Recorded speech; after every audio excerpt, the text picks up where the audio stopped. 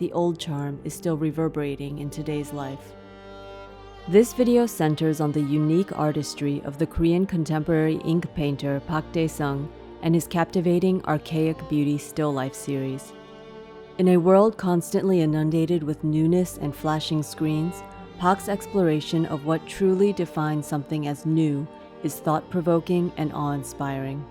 Park Dae-sung is renowned for his highly stylized depictions of nature and idealized landscapes, particularly mountains. With a career spanning more than 6 decades, his Archaic Beauty series offers a poignant glimpse into his extensive body of work. How do we appreciate Park Dae-sung's work?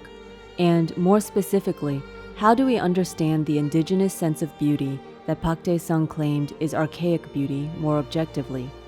We must first examine what archaic beauty means. The term sounds contradictory. The two words do not seem to mesh together. Archaic can mean old, outdated, antiquated, primitive, defunct, and dead. Beauty, however, is a word with more vitality and strength. It is a virtue, an asset, and a sort of blessing for the future.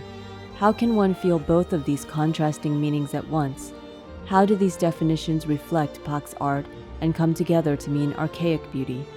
This series, which he began in the late 1990s and continues to work on today, explores the tension between the old and the new, between identity and belonging.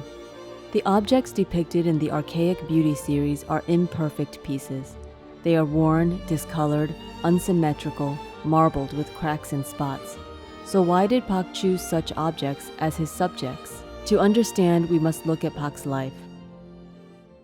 Born in 1945, the year Korea was liberated from Japan's colonial grip, Park would witness the turbulent and bloody Korean War. He also faced profound personal struggles, including the loss of his parents and his left arm.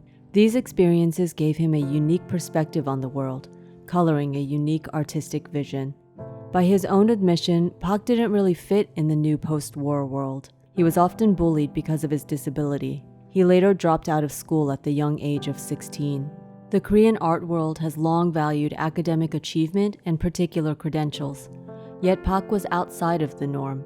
His lack of formal schooling was a blessing in disguise, allowing him to see the world in ways other Korean artists couldn't.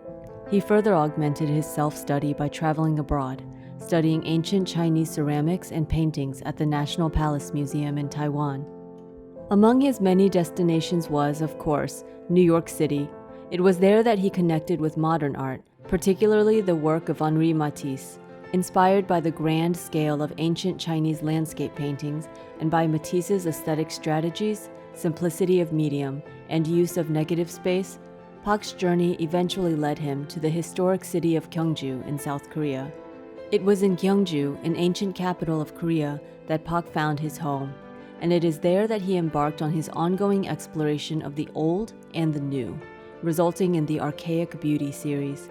The paintings in this series feature inanimate objects from Korea's past, rendered in a hyper-realistic style against empty backgrounds or calligraphic patterns.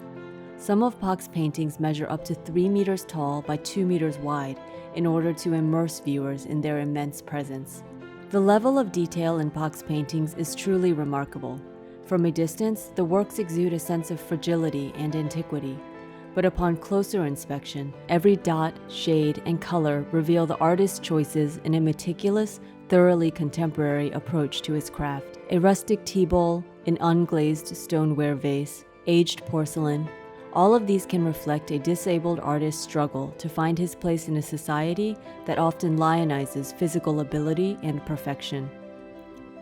Park's paintings in Archaic Beauty, with their emphasis on detailed imperfections, allow the artist to reclaim a sense of agency and to assert his own vision of what constitutes beauty and harmony. I have only 5 fingers, but by holding a brush, every hair on my brush turns into thousands of fingers to transfer my energy and sensibility into the stroke.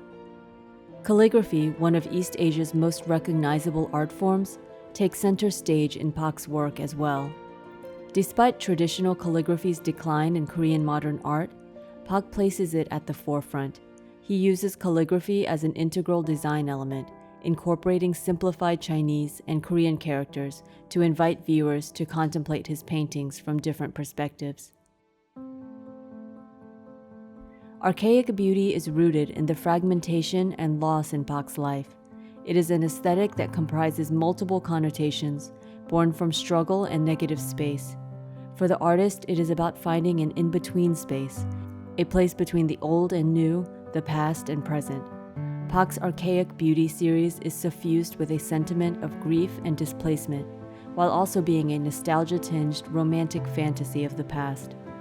Combining the old with the new, as well as pairing absence and presence, tradition and innovation, Pak explores questions of identity, belonging, and the search for a harmonious world.